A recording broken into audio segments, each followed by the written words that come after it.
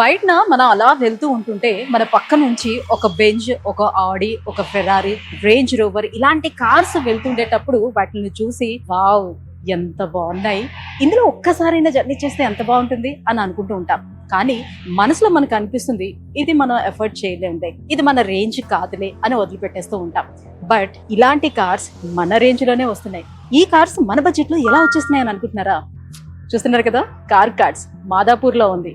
మన బడ్జెట్ కి తగ్గట్టుగా మన రిక్వైర్మెంట్స్ ఏ ఉన్నాయో చెప్తే ఇమీడియట్ గా అలాంటి ప్రీమియం లగ్జరీ కార్స్ మనకి అరేంజ్ చేస్తున్నారు.